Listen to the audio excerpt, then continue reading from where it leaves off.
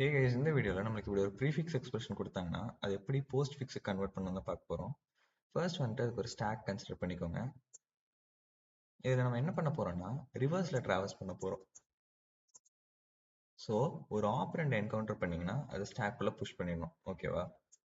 சரி, ஃபர்ஸ்ட் இப்போ ரிவர்ஸில் பார்க்கும்போது ஃபர்ஸ்ட் இருக்க ஆப்ரண்ட் வந்து டி, ஸோ ஸ்டாக்குள்ளே புஷ் பண்ணிடுறேன். அடுத்த இருக்க ஆப்ரண்ட் பார்த்தா சி, அதையும் ஸ்டாக்குள்ளே புஷ் பண்ணிடுறேன். அடுத்து இருக்கிறத பார்த்தா மைனஸ். மைனஸ் வந்து ஒரு ஆப்ரேட்டர், கரெக்டாக? ஸோ இப்போ நான் என்ன பண்ணேன்னா டாப் 2 எலிமெண்ட்ஸை பாப் பண்ணி வெளியே எடுத்துக்கணும்.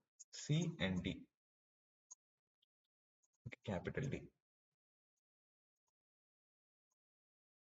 சரி, நான் இப்படி பாப் பண்ணி வெளியில் எடுத்த அப்புறம் இந்த ஆப்ரேட்டர் இருக்கு, கரெக்டா?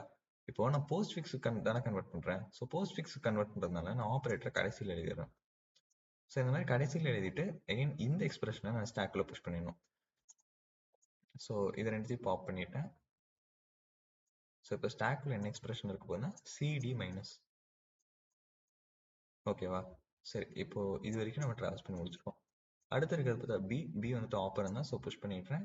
அதுக்கப்புறம் இருக்கிறது ஏ, அகைன் ஆப்பரன் புஷ் பண்ணிடுறேன். அண்ட் அடுத்து இருக்கிறது பார்த்தா பிளஸ். பிளஸ் வந்துட்டு ஆப்ரேட்டர், கரெக்டா? ஸோ டாப் 2 எலிமெண்ட்ஸை பாப் பண்ணிடுறேன்.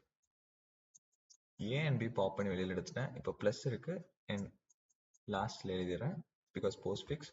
ஸோ ஸ்டாக்ல ஏ அண்ட் பி பாப் ஆயிருக்கும்.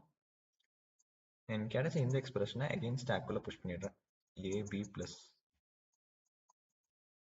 அண்ட் அடுத்து இருக்கிறது பார்த்தா ஸ்டார், அகெயின் ஒரு ஆப்ரேட்டர். ஸோ டாப் 2 எலிமெண்ட்ஸுங்கும் போது இது ரெண்டும்.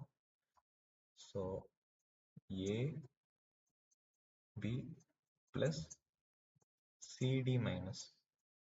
இந்த ரெண்டு எலிமெண்ட்டும் எடுத்துட்டேன். ஸோ இப்போ ஸ்டாருங்கிறத நான் கடைசியில் எழுதிடணும், கரெக்டா? ஸோ இதுதான் இந்த எக்ஸ்பிரஷனுக்கான போஸ்ட் ஃபிக்ஸ் எக்ஸ்பிரஷன்.